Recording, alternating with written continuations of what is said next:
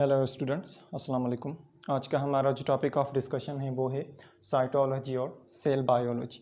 Cytology को हम cell biology भी कहते हैं।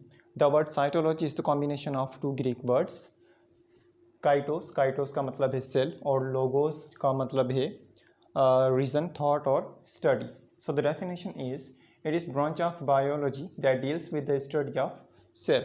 साइटोलॉजी सेल की वो ब्रांच है जिसका ताल्लुक सेल की स्टडी से है, यानी कि सेल की स्टडी को हम साइटोलॉजी कहते हैं। सेल को उर्दू ज़बान में खुलिया भी कहा जाता है। ठीक है। तो सेल क्या है? It is basic structural and functional unit of life. Cell जो है वो लाइफ का बुनियादी स्ट्रक्चरल यानी कि बनावटी और फंक्शनल यानी कि काम करने वाला यूनिट है। अगेन, सेल लाइफ का स्ट्रक्चरल और फंक्शनल यूनिट है। लाइफ से मुराद ज़िंदा चीज़ें जिनमें सांस है, जो ज़िंदा हैं, उन लाइफ से मुराद जो ज़िंदा चीज़ें हैं जो सांस लेती हैं। ठीक है।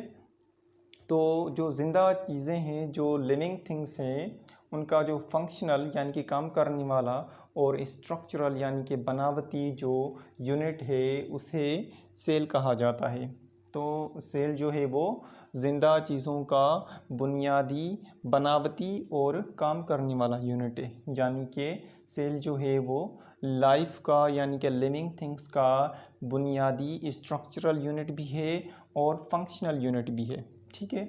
अब सवाल ये है कि सेल को स्ट्रक्चरल यूनिट क्यों कहा जाता है और सेल को फंक्शनल यूनिट ऑफ लाइफ क्यों कहा जाता है। Now cell is so called structural unit of life because the structure of all the organisms is composed of cell. Cell को लाइफ का स्ट्रक्चरल यूनिट इसलिए कहा जाता है क्योंकि जितने भी जानदार हैं उनकी बॉडी की जो स्ट्रक्चर है वो सेल पे मुश्तमिल है, इसलिए सेल को स्ट्रक्चरल यूनिट कहा जाता है। अब एक बिल्डिंग है, जैसे उस बिल्डिंग के जो स्ट्रक्चरल कंपोनेंट्स हैं वो कौन कौन से हैं? ब्रिक्स है यानी कि ब्लॉक्स जो होते हैं, सीमेंट है, आयरन है। ये जो कंपोनेंट्स हैं एक बिल्डिंग के स्ट्रक्चरल कंपोनेंट्स हैं, इन्हीं मटेरियल से मिलकर ही एक बिल्डिंग बनती है। तो बिल्कुल ऐसे ही एक जानदार है, वो पूरा जो जानदार है वो सेल से मिलके बना हुआ होता है। उसकी बॉडी की जो स्ट्रक्चर है वो सेल से मिलके बनी हुई होती है, इसलिए सेल को लाइफ का स्ट्रक्चरल यूनिट कहा जाता है। ठीक है। अब सेल को लाइफ का फंक्शनल यूनिट क्यों कहा जाता है? Cell is so called functional unit of life because all the functions are performed by cells. Cell को लाइफ का फंक्शनल यूनिट इसलिए कहा जाता है क्योंकि जितने भी फंक्शंस होते हैं वो सारे के सारे सेल ही परफॉर्म करता है। जैसे मिसाल के तौर पे मैंने कुछ फंक्शंस लिखे हैं, रेस्पिरेशन है, डाइजेशन है, मेटाबॉलिज्म है, एक्सक्रीशन है, रिप्रोडक्शन है। तो ये सब फंक्शन जो है ये सेलुलर लेवल पे परफॉर्म होते हैं, ये सेल परफॉर्म करता है। रेस्पिरेशन जो है वो भी सेल परफॉर्म करता है। Respiration is the process during which food is broken down to produce energy. Respiration एक ऐसा प्रोसेस है जिसके ज़रिए जो फूड है, जो फूड मॉलिक्यूल्स हैं वो ब्रेक डाउन होते हैं, वो टूटते हैं और उनसे एनर्जी पैदा होती है और सेल्स उस एनर्जी को डिफरेंट बायोलॉजिकल प्रोसेसेस में यूज़ करते हैं। ठीक है। अब दूसरा फंक्शन है डाइजेशन जो है वो भी सेल्स परफॉर्म करते हैं, या ऐसा कहा जाए कि वो डाइजेशन जो है वो भी उसमें सेल मदद करते हैं। Digestion is the process during which complex food is converted into simple। तो डाइजेशन का जो फंक्शन है वो भी सेल परफॉर्म करता है।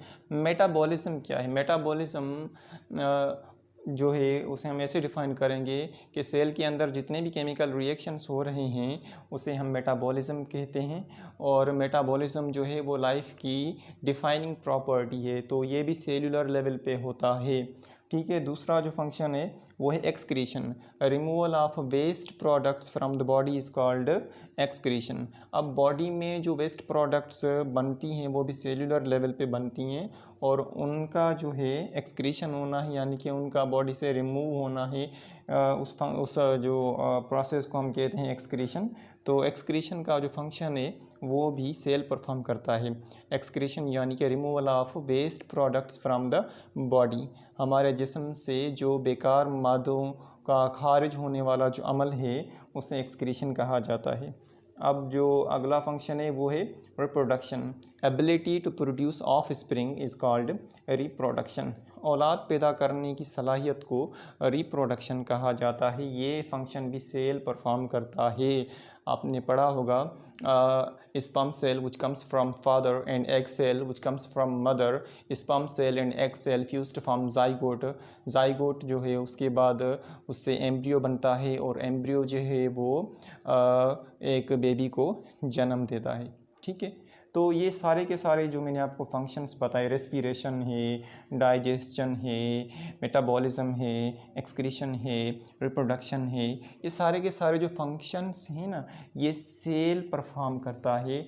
इसलिए सेल को लाइफ का फंक्शनल यूनिट कहा जाता है। अब हम पढ़ेंगे structure of a plant cell, एक प्लांट सेल की स्ट्रक्चर। ठीक है, अब ये मैंने एक प्लांट सेल की तस्वीर बनाई है, पिक्चर बनाई है। यहाँ पे हमें लेयर्स नज़र आ रही हैं।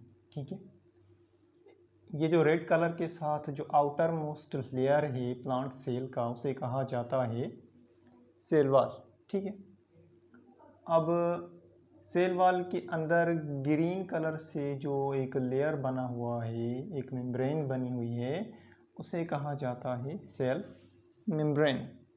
ठीक है, और ये जो ब्लू कलर के साथ जो सर्कल बना हुआ है, ये वाला जो सेल का पार्ट है इसे कहा जाता है न्यूक्लियस।